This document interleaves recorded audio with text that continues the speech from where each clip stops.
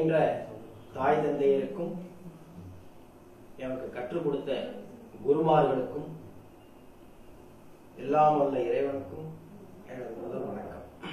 ஆச்சாரம் ஆரோக்கியம் என்ற தலைப்புல பேச வந்திருக்கிறேன்.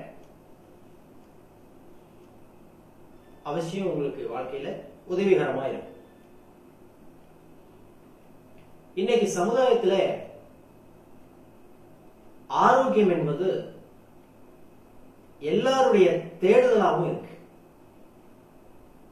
இன்னைக்கு நிறைய ஆன்மீக மையங்கள்ல கூட்டம் கூடுகிறவர்கள் பல பேர் இங்கு போனால் ஆரோக்கியம் கிடைக்கும் என்ற எண்ணத்தில் தான் பல பேர் சொல்கிறார்கள். ஆரோக்கியம் ஆஸ்பத்திரியிலோ மற்ற வெளி இடங்களிலோ இல்ல. நாம ஆரோக்கியத்தை எங்க தொலைச்சிருக்கோம்? அடுப்பங்கரையில தான் தொலைச்சிருக்கோம். அடுப்பங்கரை என்ன? இது சமையல் கூடம், சாப்பிடும் இடம், தூங்கும் இடம். இந்த இடங்கள்ல தான் நம்ம ஆரோக்கியத்தை தொலைச்சிருக்கோம். ஆரோக்கியம்னா என்ன? ரோகியம் அப்படின்னா குறைவு, ஆரோக்கியம் அப்படின்னா நிறைவு அப்படின்னு பேர். ரோகி அப்படிம்பாங்க, குறைவானவர், அதாவது இயக்க ஆற்றல் குறைவா உள்ளவங்க ரோகி. ஆரோக் ஆரோக்கியம் அப்படின்னா இயக்க ஆற்றல் மிக்கவர்கள் அப்படின்னு அர்த்தம். இந்த இயக்க ஆற்றல் என்பது எங்கே கிடைக்கிறது அப்படின்னா நாம் உண்ணும் உணவிலிருந்து கிடைக்கக்கூடிய சக்தி தான். நாம் உண்ணும் உணவிலிருந்து கிடைக்கக்கூடிய சக்தி தான். உண்ணும் உணவிலிருந்து கிடைக்கக்கூடிய சக்தி நமக்கு எப்படி கிடைக்கிறது என்றால், உண்ணும் உணவு, அதாவது உண்ட உணவானது செரித்து ஜீரணமாகி டைஜஷன் ஆகி சத்து உறிஞ்சப்பட்டு உடம்புக்கு கிடைக்கப்பெறும். அப்படி அந்த கிடைக்க வேண்டிய சத்துக்களை நாம நம்மளுடைய அறியாமையினால எப்படி எல்லாம் இழக்கிறோம், இதனால எப்படி நோய் நம்மளை பற்றி கொள்கிறது என்பதை பார்க்கலாம். உடம்புக்கு அறிவு உண்டு. உடலின் மொழி, உடலின் அறிவு அல்லது மெய் அறிவு. மெய்னா உடம்பு. ஐம்புலன்கள்ல மெய்யும் ஒன்று. மெய் என்பது உடம்பு. இந்த உடம்பு சம்பந்தப்பட்ட அறிவுக்கு பேரு மெய் அறிவுன்னு பேரு. உடம்பு 5 அடுக்குகள் உண்டு. அதை சாதாரணமாக 3 விதமாக சொல்லுவார்கள். ஒன்று ஸ்தூல சரீரம். சரீரம் என்றால் உடம்பு. ஸ்தூல சரீரத்திற்கு ஊன் உடம்பு என்றும் அன்னமய கோஷம் என்றும் சொல்வதுண்டு.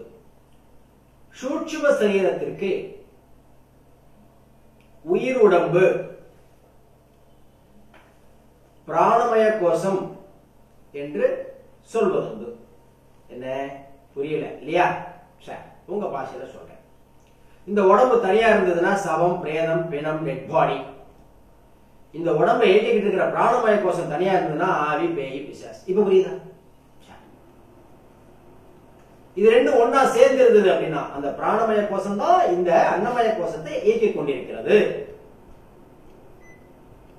ஆக பிராணமய கோஷமானது இந்த உடம்பை இயக்கும் ஒரு உடம்பு. இந்த பிராணமய கோஷத்தை இயக்கக்கூடிய இன்னொரு உடம்பு உண்டு. அதற்கு பெயர் காரண சரீரம் அல்லது அதிசூட்சும சரீரம் என்று பெயர். அதாவது ஸ்தூல சரீரம், இதை இயக்கக்கூடியது பிராண சரீரம், அதையும் இயக்கக்கூடியது மனோமய கோஷம் அல்லது அதிசூட்சும சரீரம் அப்படின்னு பேர். அதுக்குள்ள என்ன 2 இருக்கு? ஆனந்தமய கோஷம், விஞ்ஞானமய கோஷம், ஆனந்தமய கோஷம் 2 இருக்கு. அது மனோமய கோஷத்துக்குள்ள அதுக்கு மேற்பட்டது. அது அதிசூட்சுமத்துக்குள்ள அந்த 3 மடங்கு. ஆரோக்கியத்துக்கு அதை பத்தி பேச வேண்டிய அவசியம் கிடையாது. அது ஆன்மீகம் சம்பந்தப்பட்டது, ஆன்மா சம்பந்தப்பட்டது, அது உயர்ந்த நிலை. இங்க நம்ம பிரச்சனை என்ன அப்படின்னா உடலை பற்றிய நோய், ஆரோக்கியமின்மை, அதற்கு காரணமாகிய இம்மூன்றையும் பற்றிய ஒரு கலந்தாய்வு அப்படி கூட வச்சுக்கலாம். எனக்கு இலக்கணமெல்லாம் பேச தெரியாது, மனசுல தோணுனதை பேசிட்டு இருக்கேன். நீங்க படிச்சவங்க அதை சரிபாடி பார்த்து புரிஞ்சுக்கோங்க. நான் ஏதாவது தப்பா சொல்லியிருந்தேன்னா என்கிட்ட சொல்லுங்க, நான் அடுத்த முறை பேசும்போது திருத்திக்கிறேன்.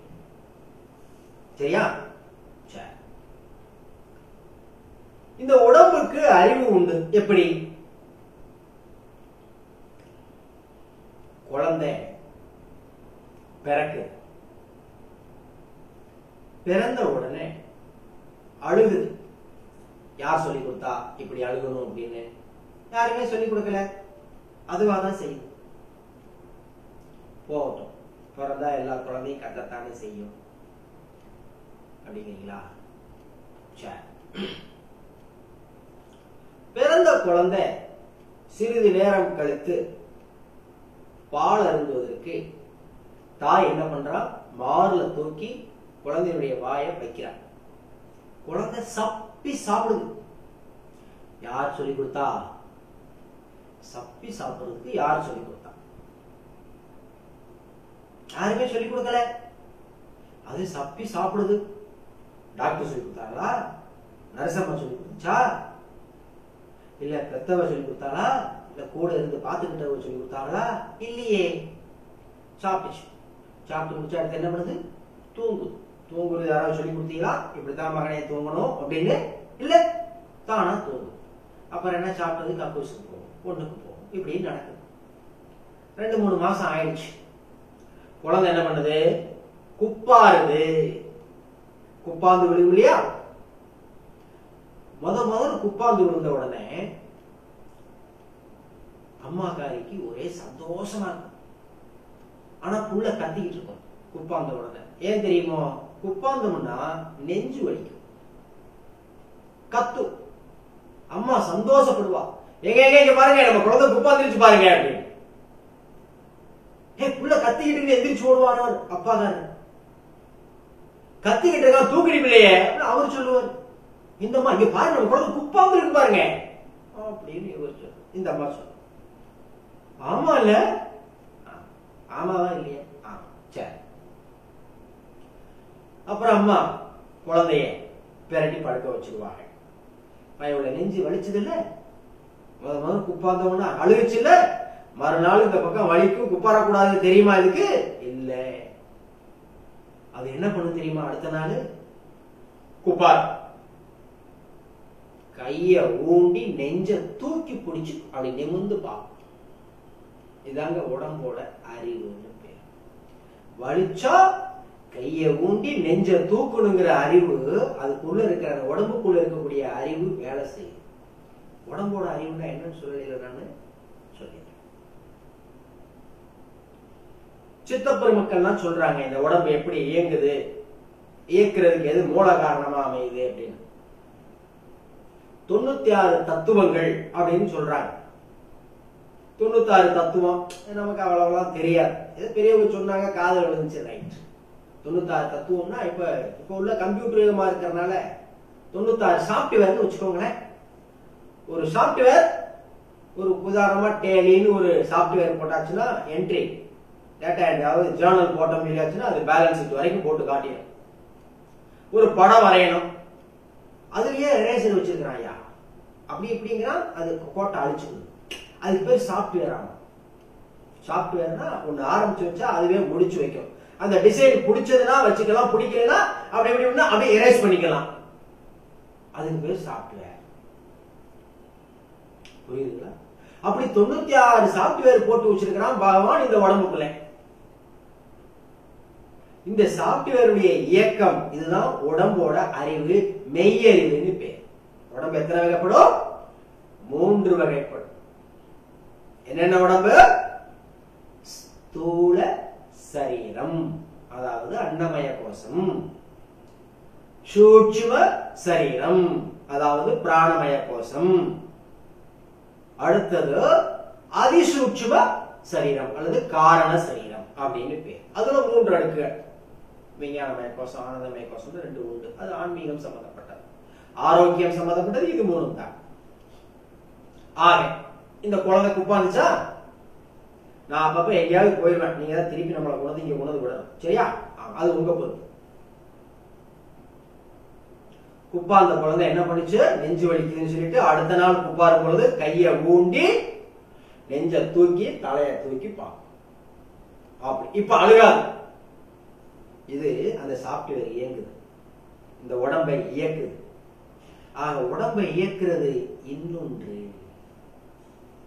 அதுதான் உயிர் அல்லது பிராணம் அல்லது பிராணமய கோஷம்னு சொல்றோம். புரியுதா இல்லையா? புரியுதுல?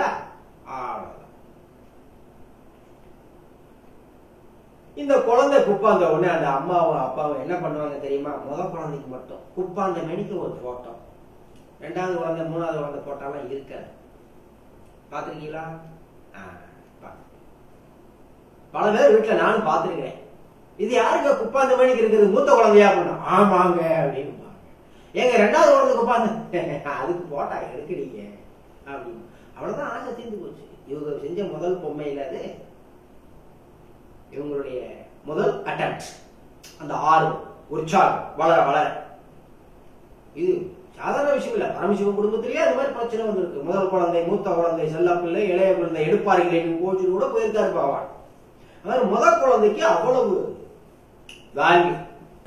அப்படி வேல்யூ காட்டுறோம்னு தெரியாம சின்ன குழந்தைய அப்படி மேனேஜ் பண்ணுவாங்க. அது வளர வளர சின்ன குழந்தை பெரிய குழந்தை எல்லாம் புரிஞ்சுக்கணும். போகட்டும், நமக்கு எதுக்கு. ஆக குழந்தை கைய ஊண்டி தலைய தூக்கி நெஞ்ச தூக்கி இப்ப நெஞ்சு வலி இல்லாம பாத்துக்கிடுச்சா, அவளை சும்மா இருக்குமா? அடுத்து என்ன ஒண்ணு தெரியுமோ, அந்த குப்பா அந்த கைய ஊண்டுன பொசிஷன்ல இந்த ஆசனம் புஜங்காசனம் போட்ட மாதிரி இருக்கும். ஒரு காலை அப்படி மடக்கி முழங்கால அப்படி அப்பப்ப நகட்டி வச்சு ஊண்டி பார்க்கும். முழங்கால ஊண்டி பார்க்கும். முழங்கால ஊண்டி கொஞ்சம் கொஞ்சமா அப்படியே இழுத்துக்கிட்டே போகும். எப்ப ரெண்டாவது கால ஊண்டுதோ தூக்கிடும். அப்புறம் தவக்க ஆரம்பிச்சு. தவக்கிறதுக்கு யார் சொல்லி கொடுத்தா? யார் சொல்லி கொடுத்தா தவக்க முடியும்? உள்ள இருக்கிற சாப்ட்வேர், அதை இயக்கிற பகவான். இது அவங்களால தான் முடியும். இதுக்கு பேர் தாங்க மெய்யறிவு, உடல் அறிவு, உடலின் மொழி. புரியுதா? இன்னும் புரியலையா? என்ன சொல்ற கேளு. குழந்தை தவந்துச்சா, அப்படியே எதையாவது ஒரு கையில ஊட்டிட்டு ஒரு கையை எதிரையாவது பிடிக்கும். அப்படி ஏதாவது குடிபானம் கிடைச்சிருச்சு, பேலன்சிங் பண்ண பழகிடுச்சு அப்படின்னா அந்த கால் முழங்கால் போடுறது, முட்டிக்கால் போடுறது பாருங்க, அதை தூக்கி அப்படி நட்டமா ஊண்ட வைக்க ஆரம்பிக்கும். அப்புறம் செவுத்த பிடிச்சிட்டு நடக்க ஆரம்பிச்சு. நடக்கிறதுக்கு யார் சொல்லி கொடுத்தா? எப்ப நடக்க ஆரம்பிக்குதோ அப்பதான் பக்கத்துல அம்மா அப்பா இருந்து ரெண்டு கை பிடிச்சிட்டு நடக்க இவங்க ட்ரைனிங் கொடுப்பாங்க. அதுக்கு முன்னாடி அதை கொடுத்தா அந்த கால் பேலன்சிங் பத்தாது. அந்த பேலன்சிங் உருவாக்குறது எது? மூளையில இருக்கிற ஈக்குவலிபிரியம், ஹோமியோஸ்டேசிஸ் அப்படிங்கிற ஒரு செட்டப். அந்த பேலன்சிங் அது உருவாக்குனா மட்டும்தான் அப்புறம் நம்ம கையை பிடிச்சு நடக்க வைக்க முடியும். இந்த அறிவு உடம்புக்கு உண்டு.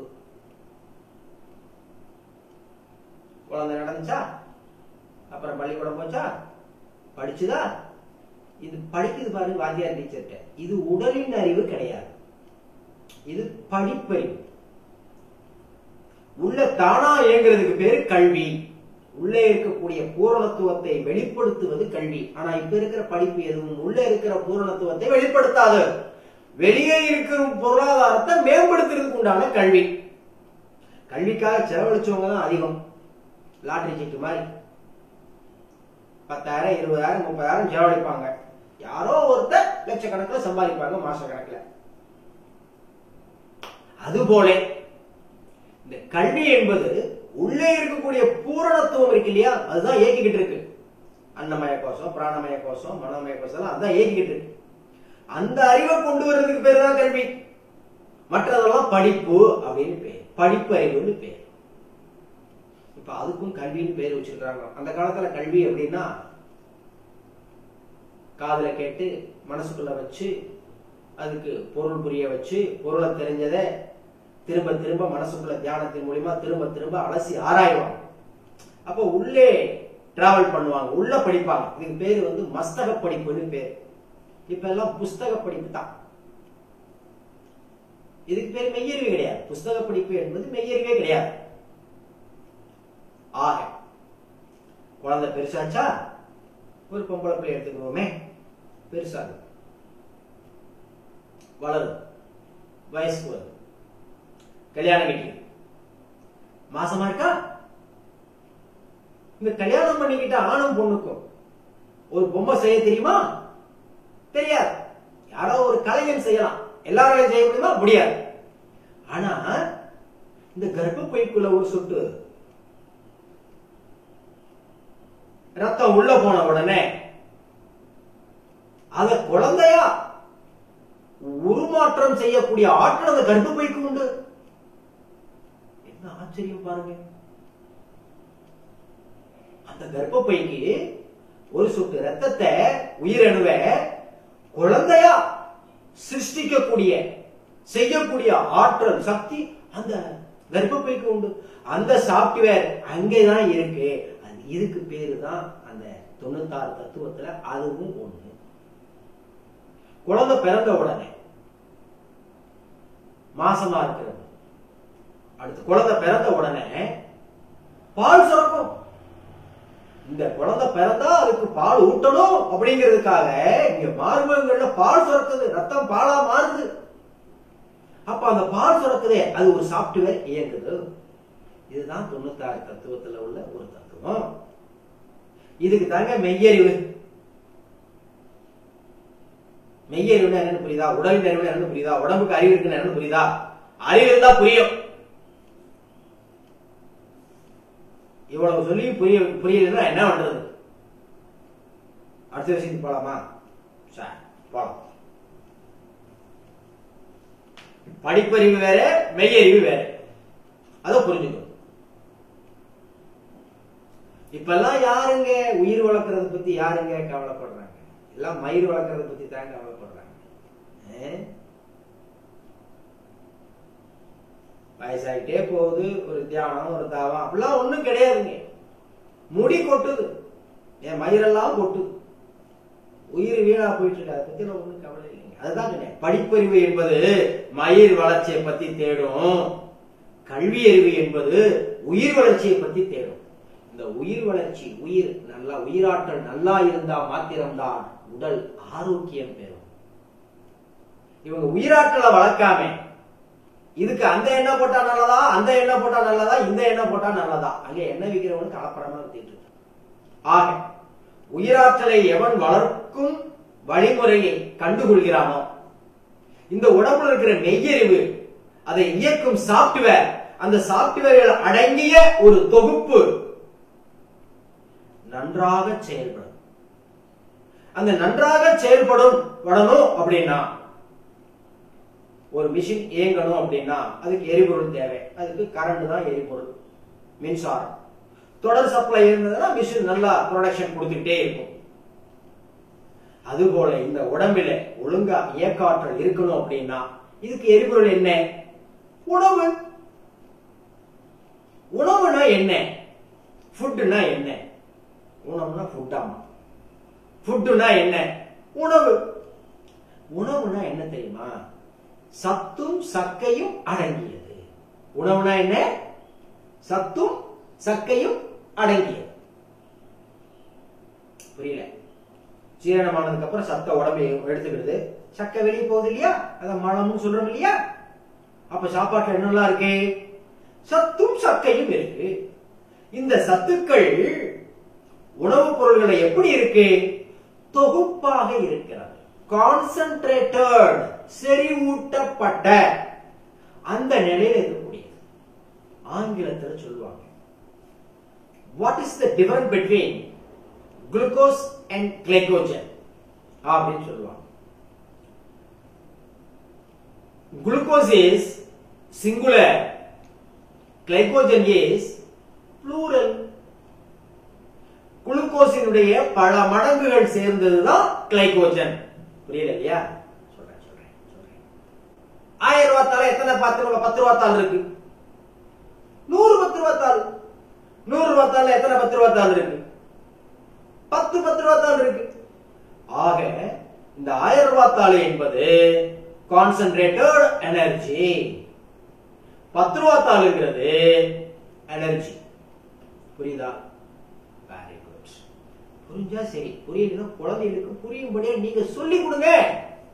எனக்கு இந்த 2 உதாரணம் சொன்னா போதும்னு தோணுது இல்லையா? இந்த கடிக்கிறதுக்கு வெல்றதுக்கு என்ன வித்தியாசம் தெரியுமோ? கடிக்கிறது அப்படின்னா ஒரு கடி கடிச்சோம்னா கடிக்கிறது. வெல்றது என்ன தெரியுமா?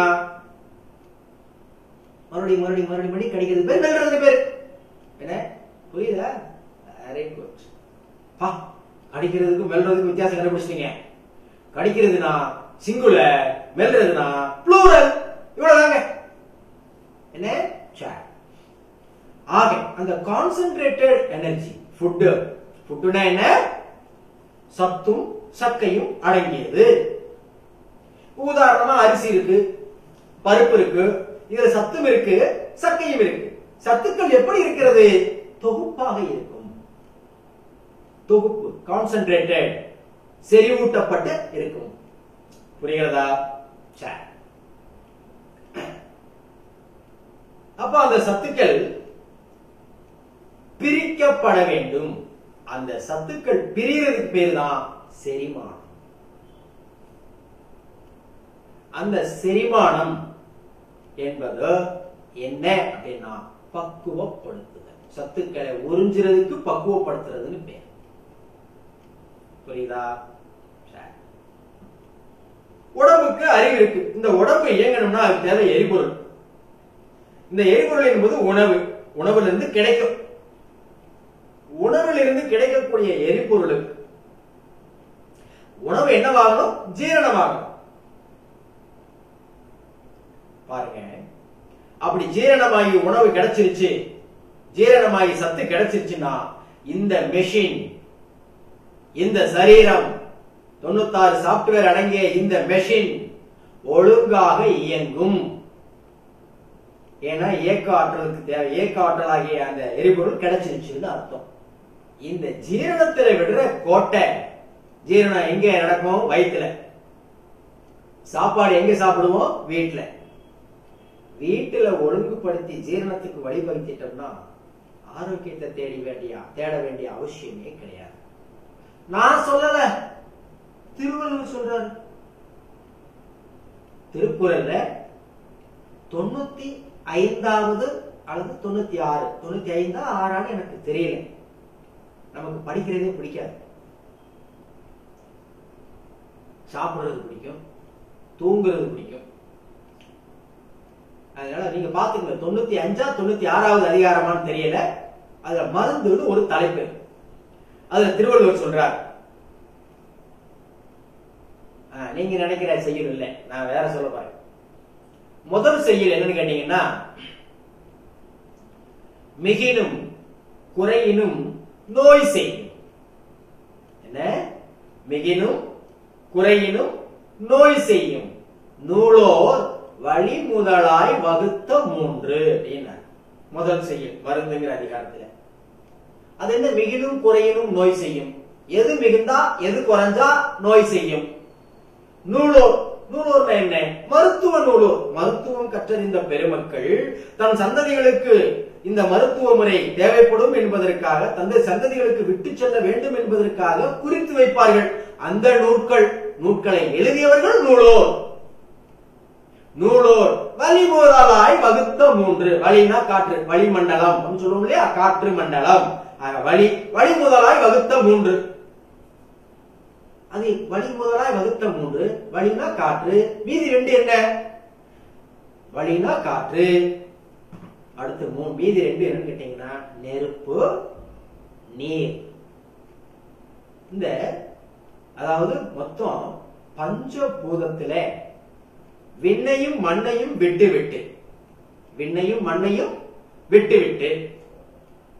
மீதி இருக்கக்கூடிய 3ம் மிகுமேயானால் அல்லது குறையுமேயானால் நோய் செய்யும் அப்படின்னு சொல்றாங்க. அந்த 3க்கு பேரு தான் காற்று, நெருப்பு, நீர், அல்லது நீர், நெருப்பு, காற்று. இந்த மூணும் உடம்பில மிகுந்தாலும் குறைந்தாலும் நோய் செய்யும். புரியுதா? புரியல. நீர் குறைஞ்சா என்ன நோய் செய்யும் தோணும். மருத்துவ நூலோ இந்த நீருக்கு என்ன பேர் சொல்றாங்க தெரியுமா? அது ஒண்ணும் இல்லைங்க, அது வந்து டெக்னிக்கல் வேர்ட்ஸ், மருத்துவ கலைச்சொற்கள் பேர். உதாரணமா ஆங்கிலத்திலே கழுத்து வலிக்கு என்ன சொல்லுவாங்க? நெக் பெயின் அப்படின்னு சொல்லுவாங்க. ஆனா மருத்துவத்துறையில உள்ளவங்க நெக் பெயின் சொல்ல மாட்டாங்க, cervical spondylitis அப்படின்னு சொல்லுவாங்க. புரியுதா? நாம கழுத்துல ஏதாவது வீங்கிருச்சு அப்படின்னா கட்டிப்போம், அவங்க கேன்சரா இருக்கும் பாங்க. அதுதான் அப்புறம் சொல்றேன். அது மாதிரி மருத்துவர்களுக்கு மட்டும் புரியக்கூடிய பாசையில பேசுறது பெரும் மருத்துவ சொல்லு பேர். புரியுதா? ஓகே. இப்ப சொல்லுங்க, காற்றுக்கு வாதம் என்று பெயர். மருத்துவ சொல் என்ன பேரு? காற்றுக்கு என்ன பேரு? வாதம்னு பேர். நெருப்புக்கு பித்தம்னு பேர். நீருக்கு என்ன சொல்லுங்க? நீங்க சொல்லுங்க பார்க்கலாம்.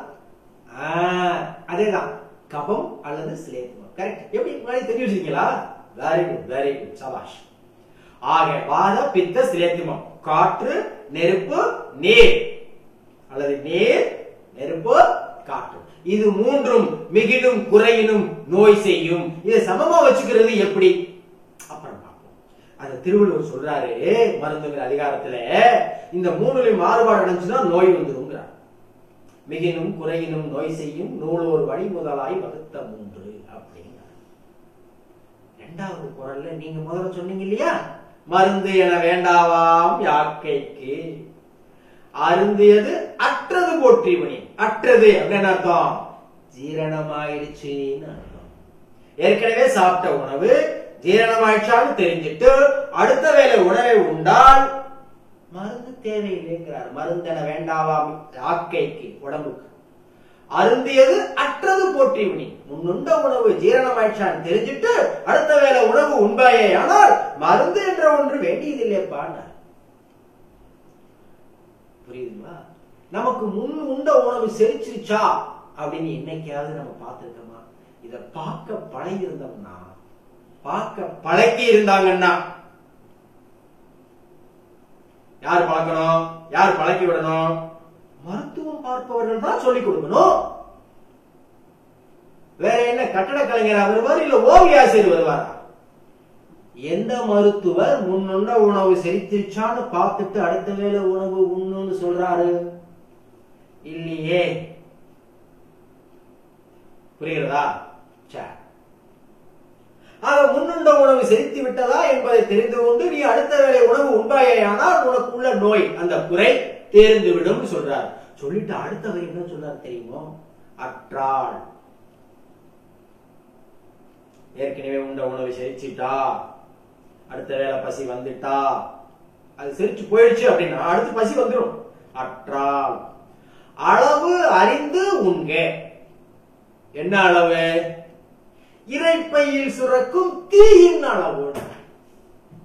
ஆனா இப்ப மருத்துவம் டயட் அப்படின்னு ஒரு சிஸ்டம் போட்டு கொடுக்குது. 2 இட்லி, 60 மில்லி கப் பால், 300 கிராம் மீன் இறைச்சி, 40 கிராம் முட்டையினுடைய இறைச்சி, இப்படி பட்டுவும் போட்டு கொடுக்கும். திருவள்ளுவர் சொன்னது இதை இல்ல. ஒவ்வொருத்தரும் இறைப்பையில சுரக்கிற தீயோட அளவை இவங்க கொடுக்கிற லிஸ்டா தீர்மானம் பண்ணும். என்னையா ஒரு பைத்தியகாரத்தனமா இருக்கு. அவன் இறைப்பையில சுரக்கக்கூடிய தீயின் அளவு என்ன? இறைப்பையில தீ சுரக்குதா? ஆமா ஆமான்னு தெரிஞ்சுக்கோ. திருவள்ளுவர் சொல்றார் பசி தீ சொல்றார். திருவள்ளுவர் சொல்றார் வன்னி கடவுள், நெருப்பு கடவுள். பகவான் கிருஷ்ணர் சொல்றார் வைஸ்வானர் என்கின்ற அக்னி தேவன். கிராமத்தில் சொல்லுவாங்க அடிவயத்துல நெருப்ப கட்டிக்கிட்டு இருக்கிறான் அப்படின்னு. சமஸ்கிருதத்தை சொல்லுவாங்க ஜடராக்கினி, ஜடராக்கினி அப்படின்னு சொல்லுவாங்க. ஆக ஆங்கிலத்துல அலோபதியில ஹைட்ரோகுளோரிக் ஆசிட். இப்ப அத கூட சொல்றதுக்கு சங்கடப்பட்டுட்டு HCl சொல்றாங்க. நான் என்ன சுரக்குதுன்னு கேட்டேன். HCl சுரக்குதுன்னா ஏன்னா கம்ப்யூட்டரால சுரக்குது. இப்ப HClனா கம்ப்யூட்டருக்கு பேர் வச்சிருக்கிறீங்க அப்படின்னா எழுதும் போதுதான் கஷ்டம். ஹைட்ரோகுளோரிக் ஆசிட் ஸ்பெல்லிங் மிஸ்டேக் எல்லாம் வரும். வாயில சொல்லும் போதுமா கஷ்டம். HClன்னு சொல்றாங்க. ஹைட்ரோகுளோரிக் ஆசிட் சொல்லப்படாதா? இப்படி சுருக்கி சுருக்கி சுருக்கி சுருக்கிதான் திருமூலர் சொன்ன வன்னி கடவுள் மறந்து போச்சு, திருவள்ளுவர் சொன்ன பசித்தி மறந்து போச்சு, பகவான் கிருஷ்ணர் சொன்ன வைஸ்வான அக்னி தேவன் மறந்து போச்சு, கிராமத்துல அப்பனாத்தா சொன்ன அடி வைத்து நெருப்பு மறந்து போச்சு, சமஸ்கிருதத்தில் சொன்ன ஜடராக்னி மறந்து போச்சு. ஆக இறைப்பையில தீ சுரக்குது. அந்த தீயின் அளவு அற்றால் அளவு அறிந்து உண்க. இறைப்பையில சுரக்கிற தீயின் அளவு தெரிஞ்சிட்டு உண்மணும், சாப்பிடணும். அற்றால் அளவு அறிந்து உண்க. அகுது, அதாவது அப்படி உண்பது என்பது உடம்பு பெற்றான். இந்த உடம்பை யார் பெற்றிருக்கிறார்கள்? யார் பெற்றிருக்கிறார்கள்? பிராணமய கோஷம், காரண சரீரம் அது பெற்றிருக்கிறது. அதுதான் இதை ஈக்கிக் கொண்டிருக்கிறது. அகுது பெற்றான் நெடிது உயிக்குமாறு நீண்ட காலத்துக்கு இந்த உடம்பை ரிப்பேர் இல்லாம சரியா பயன்படுத்திக்கலாம்னு சொல்றாரியா. புரியுதா? அதெல்லாம் புரியுதுங்க. உள்ள தீயின் அளவை எப்படிங்க தெரிஞ்சு அதான கேட்க வரீங்க? புரியுது புரியுது புரியுது. நீங்க அதான் கேட்பீங்க, வேற என்ன கேட்க முடியும்?